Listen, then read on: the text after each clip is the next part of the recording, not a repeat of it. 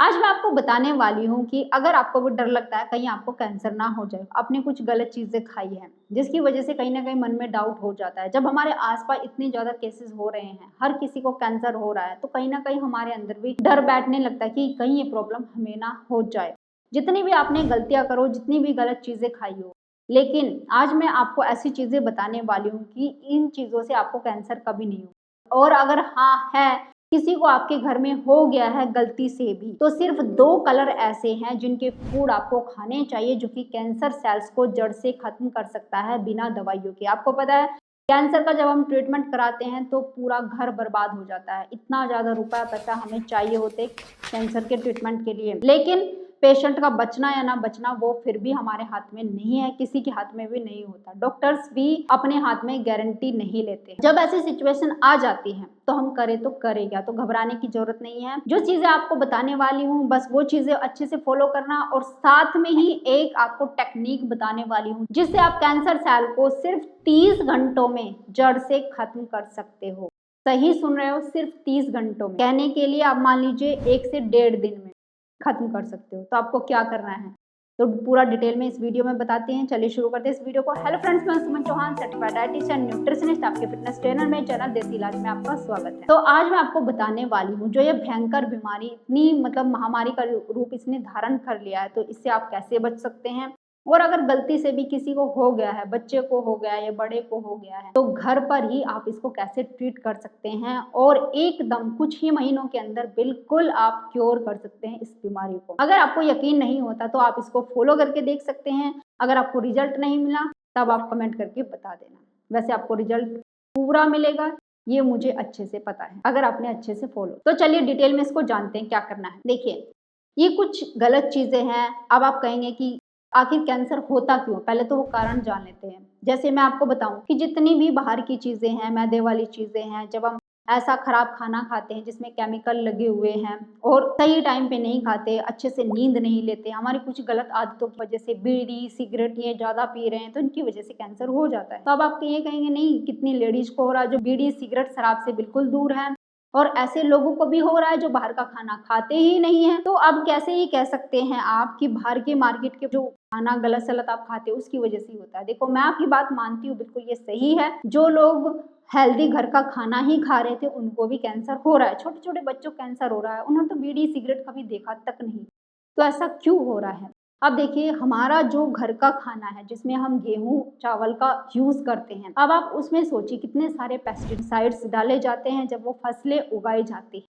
तो कहीं ना कहीं उनका फर्क भी हमारे ऊपर आ रहा है। जब हम फल खाते हैं जो हम मार्केट से लेके आते हैं, उनमें भी पेस्टिसाइड्स का बहुत ज्यादा यूज किया जाता है, जिसकी वजह से कहीं ना कहीं हमारी बॉडी में जो इम्यूनिटी हमारी वीक होने लगती है, और ऐसे खराब सेल जो कि कैंसर सेल बन के हमारे सामने आ जाते हैं, ये पनपने लगते हैं और हमें पता ही नहीं चलता कब ये इतना ज्यादा विकराल रूप धारण कर लेते हैं कि अचानक से पता चलता है जब हम बहुत बीमार हो जाते हैं और ये स्थिति हमारे बस से बाहर हो जाती है।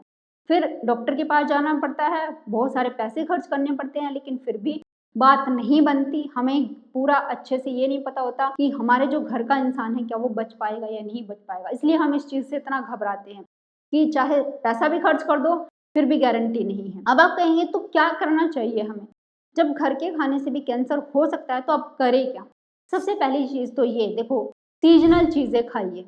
दूसरी चीज, जो गेहूं चावल आप यूज कर रहे हैं उनका उपयोग पहले तो कम कर दीजिए, क्योंकि ये सब दुनिया में इतना ज्यादा यूज हो रहा है ना गेहूं चावल, तो किसानों की मजबूरी बन गई है उसको उगाना। क्योंकि अगर वो नहीं उगाएंगे ज्यादा से ज्यादा तो सबका पेट कैसे भरेगा। और उसको उगाने के लिए, क्योंकि हमारी जो धरती है उसकी उर्वरक शक्ति जो बोलते हैं वो कम हो रही है, तो फसल ज्यादा उगाने के लिए पेस्टिसाइड का यूज किया जाता है, जिसकी वजह से ही हमारी जो जमीन है, हमारी धरती, हमारी मिट्टी है वो खराब हो रही है। लेकिन कोई इतना डिटेल में नहीं सोचता है। सब लोगों को बस ये है कि हमने जो काम किया है उसका जल्दी से रिजल्ट हमें मिल जाए, यानी जो हमने फसल उगाई है बस जल्दी से वो पैदा हो, ज्यादा हो, ताकि हमें पैसा मिल सके। अब ये किसानों की गलती नहीं है, क्योंकि वो बेचारे इतने गरीब होते हैं, वो सिर्फ फसल के ऊपर ही बैठे रहते हैं कि हमारा घर चले। तो करे क्या? तो मैं आपको एक चीज कहती हूँ, बस आपको साइंस समझनी है कि आपकी बॉडी कैसे काम करती है। जब आपकी बॉडी में कोई बीमारी आती है तो वो हमारी इम्यूनिटी को वीक करके ही पनपती है। यानी आपकी इम्यून सेल जो है, जो आपकी इम्यूनिटी को स्ट्रॉन्ग करते हैं, बाहर की चीज़ों से लड़ते हैं, जब वो कमज़ोर होते हैं तभी आपकी बॉडी में ये जो गुंडा सेल जिनको बोल सकते हैं, जो बदमाश सेल होते हैं, वो काम करना शुरू करते हैं और फैलना शुरू हो जाते हैं और बॉडी को बीमार करना शुरू करते हैं। तो इनसे बचने के लिए आप जितनी भी खराब चीज़ें हैं, सबसे पहले तो उनको सेफ तरीके से यूज़ करना शुरू करो। अब जैसे कैंसर सेल की मैं बात करूँ, ये सेल तभी पनपते हैं जब इनको शुगर मिल जाए, किसी भी तरीके के मीठे से ये इतने ज़्यादा स्ट्रॉन्ग बन जाते हैं कि ये इंसान को खत्म करने लगते हैं। अब आपको क्या करना है, किसी भी तरीके का कार्बोहाइड्रेट या शुगर इनका बंद करना होगा। और 2 ऐसे कलर भी आपको बताने वाली हूँ जिनके फूड ज़्यादा से ज़्यादा आपको खाने हैं और ये किस तरीके से आपकी हेल्प करते हैं, तो वो सारा भी अभी बताने वाली हूँ। तो आपको शुगर बंद करनी होगी, चाहे वो किसी भी तरीके के शुगर हो, चाहे वो कहीं से भी आ रही हो, फ्रूट से आ रही हो, किसी से भी आ रही हो, वो चीज़ें आपको कम करनी पड़ेगी।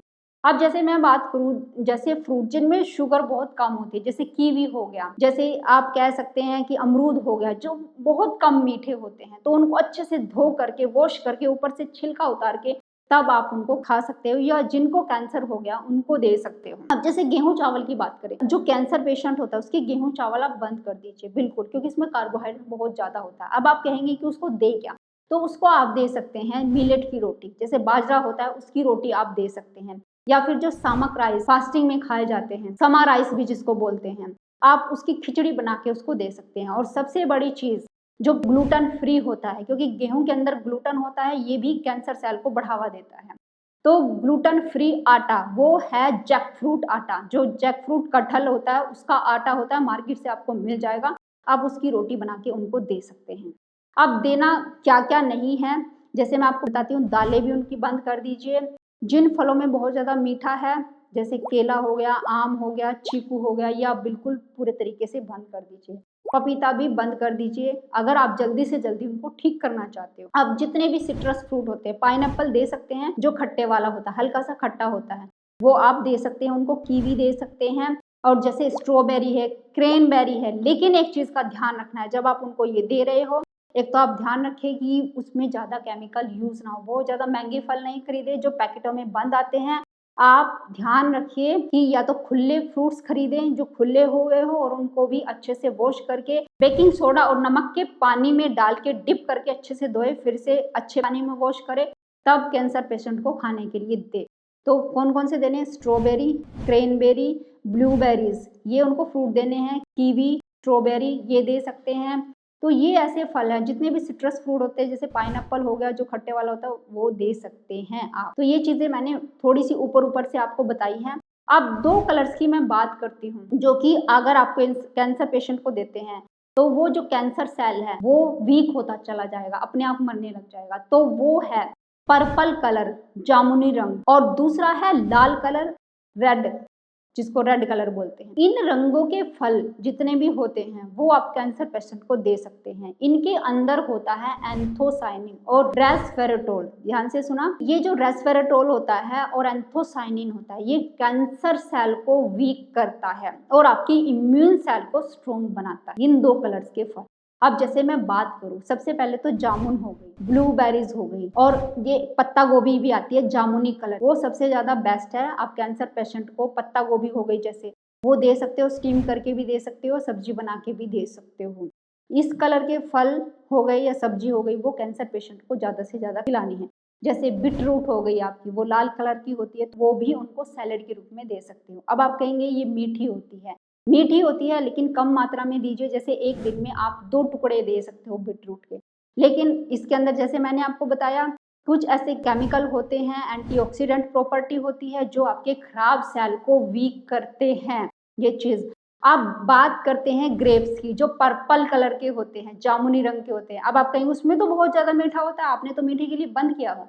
ठीक है, उसमें मीठा होता है, लेकिन आप एज ए स्नैक्स उनको दे सकते हैं। बहुत थोड़ा अच्छे से वॉश करके दीजिए, उनके ऊपर कोई केमिकल ना टिके, क्योंकि इसके अंदर ऐसे एंटीऑक्सीडेंट होते हैं जो आपके कैंसर सेल को वीक करते हैं। ये प्रूफ हो चुका है। 2 कलर मैंने आपको बताए, लाल रंग और जामुनी रंग। इस कलर के फल हो या सब्जी हो, आप कैंसर पेशेंट को जरूर दीजिए। चलिए नेक्स्ट बात करते हैं। अब बहुत अच्छी चीज है, वो है गुड फैट कैंसर पेशेंट के लिए। अब जैसे कि मैंने बताया उनको खाना बहुत कम देना है। खाना कम देने के साथ उनको कमज़ोरी फ़ील होती है, तो उसके लिए उनकी कमज़ोरी फ़ील ना हो, उनको गुड फैट देना ज़रूरी है। अब आप कहेंगे अच्छा घी, घी कैसे दे सकते हैं? बहुत ज़्यादा कैलोरी होती है उसमें, ये हो जाएगा, वो हो जाएगा, कोलेस्ट्रॉल बढ़ जाएगा, ऐसा कुछ भी नहीं होता। घी खाने से ये चीज़ होती है, घी के अंदर बिल्कुल भी कार्बोहाइड्रेट नहीं होता, फैट होता है। अब फैट खाने से क्या होता है, ये सीधा लीवर में जाके प्रोसेस होता है और बॉडी का मेटाबॉलिज्म फास्ट होता है, क्योंकि कैंसर पेशेंट का मेटाबॉलिज्म स्लो हो जाता है। जब मेटाबॉलिज्म फास्ट होगा और ये घी मतलब एक तरीके से एनर्जी देने का काम करता है, ब्रेन को भी एनर्जी देता है। अब इसमें कार्बोहाइड्रेट तो है नहीं, तो कैंसर सेल क्या खाएंगे? उनको कार्बोहाइड्रेट चाहिए खाने के लिए, अपने आप को मजबूत बनाने के लिए। तो जिस चीज में कार्बोहाइड्रेट नहीं है, जैसे कि गुड फैट हो गया, वो आप दे सकते हैं कैंसर पेशेंट को।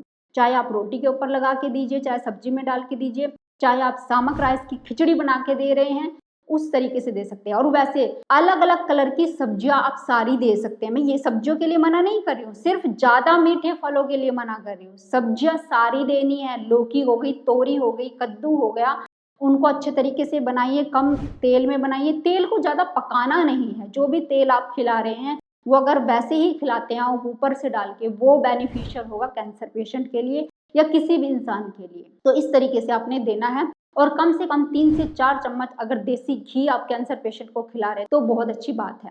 अब मैं हर्ब्स की बात करूंगी जो कि कैंसर पेशेंट को देने ही देना है, जो इम्यून सेल को स्ट्रॉन्ग करते हैं और कैंसर सेल को वीक करते हैं। अब वो हर्ब्स हो गए लौंग, इलायची, दालचीनी, चौथे नंबर पर अदरक, पांचवें नंबर पर तुलसी, ब्लैक पेपर, काली मिर्च जिसको बोलते हैं। अब ये 6 हर्ब्स हो गए, चाहे आप इनका काढ़ा बना के दे। और हाँ, 7वें नंबर पर हो गई टर्मरिक, हल्दी। जहां से ऑर्गेनिक हल्दी आपको मिल जाए आप लेकर आइए। कैंसर पेशेंट को 1 से 2 चुटकी गर्म पानी में डाल के आप दे सकते हैं। या आपने कोई चाय ऐसी बनाई है, जैसे तुलसी की चाय बनाई, चाय मतलब वो चाय पत्ती डाल के नहीं, चाय पत्ती डाल के भी अगर बना रहे तो उसमें दूध मत डालिए, उसमें चीनी मत डालिए, आप वैसे ही दीजिए, ताकि एंटीऑक्सीडेंट प्रॉपर्टी जो है वो कैंसर पेशेंट की बॉडी में जाके काम कर सके और कैंसर सेल को वीक कर सके। अगर आप चीनी नहीं डालते, दूध नहीं डालते, एनिमल प्रोडक्ट का यूज कम से कम करिए कैंसर पेशेंट के लिए। हर्ब्स की आप चाय बना के दे सकते हैं। जब इन हर्ब्स की आप चाय बना रहे हैं, किसी 2 हर्ब्स को मिला लीजिए, 3 को मिला लीजिए, 4 को मिला लीजिए। आप इस तरीके से किसी भी हर्ब्स को मिला के चाय बना के और उसमें थोड़ा सा देसी घी डाल के कैंसर पेशेंट को पीने के लिए दे सकते हैं। अब वो टेक्निक ध्यान से सुन लीजिए जिससे आप कैंसर सेल को सिर्फ 30 घंटे के अंदर अंदर खत्म कर सकते हैं। वो टेक्निक है फास्टिंग। आपको क्या करना है, अगर जल्दी से जल्दी किसी भी कैंसर पेशेंट को ठीक करना है तो उसको 30 घंटे की फास्टिंग करने के लिए बोलिए या कराइए। तो कैसे कर सकते हैं, फास्टिंग के दौरान क्या दे सकते हैं? देखिए, फास्टिंग के दौरान पानी तो देना ही देना है, प्यास तो लगती है, पानी देना है। और उसके साथ में जैसे मैंने ये हर्ब्स बताए, इनकी टी दे सकते हैं। या चाय अगर देना चाहते हैं, चाय पत्ती वाली, तो उसमें दूध नहीं डालना है, चीनी, किसी भी तरीके का मीठा ऐड नहीं करना है। उसमें डालना है तो 1 चम्मच देसी घी या कोकोनट ऑयल आप डाल के दे सकते हैं, जिससे जो पेशेंट है जब वो फास्टिंग कर रहा है तो उसकी एनर्जी बनी रहेगी। लेकिन जो कैंसर सेल है उनको बिल्कुल भी हम मीठा, कार्बोहाइड्रेट कुछ नहीं दे रहे हैं, उनका खाना हमने बंद कर दिया। अब 30 घंटे क्यों करनी है? देखो, 24 घंटे तक कोई भी सेल वो जिंदा रहता है। कोई भी सेल क्या, जो ये खराब सेल होते हैं वो खाना मांग रहे होते हैं, क्योंकि उनको मीठा चाहिए, ग्लूकोज चाहिए जिंदा रहने के लिए। वो 24 घंटे तक मांगते हैं, तो वो समझते हैं कि बस अभी आएगा खाना, बस अभी आएगा। लेकिन धीरे धीरे करके 24 घंटे तक वो वीक हो जाते हैं। जब 30 आवर्स तक या 30 घंटे तक उन्हें कोई भी खाना नहीं मिलता तो वो 30 घंटे में बहुत ज्यादा मरने लगते हैं। मतलब मैक्सिमम सेल 30 घंटे में खराब होने लगते हैं, मरने लगते हैं, कमजोर होने लगते हैं। तो अगर आपको 4th स्टेज है, मतलब स्टेज बहुत आगे निकल गई है, तो हो सकता है महीने में कम से कम 3 से 4 बार ये फास्टिंग आपको करनी पड़े। हर हफ्ते में 1 बार या हफ्ते में 2 बार भी करनी पड़ सकती है अगर स्टेज ऊपर चली गई है। अगर अभी पहली स्टेज में, सेकंड स्टेज में है, तो आप महीने में कम से कम 2 बार 30-30 घंटे की फास्टिंग जरूर करें। और जो चीजें मैंने आपको खाने के लिए बोली है वो खाएं। गेहूं चावल बिल्कुल बंद कर दे, जितनी भी चीनी वाली चीजें बिल्कुल बंद कर दे। जैसे मैंने आपको बताया उस तरीके से करें। और ये 30 घंटे की फास्टिंग किसी भी तरीके का कैंसर है उससे बाहर निकालने में, कहीं पर भी हो, उससे बाहर निकालने में बहुत ज्यादा हेल्प करेगी, आपके कैंसर सेल को खत्म करेगी। और इसके साथ में ही प्राणायाम या एक्सरसाइज हल्की फुल्की उस पेशेंट को जरूर करें। तो उम्मीद है आप पूरा डिटेल से समझ गए होंगे कि आपको क्या करना है। मैंने भी अच्छी तरीके से आपको समझाने की कोशिश करी है। बिल्कुल घबराना नहीं है, जब ऐसी स्थिति आ जाए हिम्मत से काम लेना है। और सही चीज़ें उस पेशेंट को या अगर खुद के साथ हो तो वो फॉलो करनी है, आप पूरे तरीके से ठीक हो सकते हैं। उम्मीद है आज की वीडियो आपको बहुत पसंद आई होगी, आप लाइक शेयर भी करेंगे। अगर आप मेरे चैनल पर नए, चैनल को सब्सक्राइब कर लीजिए। तो फिर मिलती हूँ नेक्स्ट वीडियो में, तब तक के लिए बाय, टेक केयर।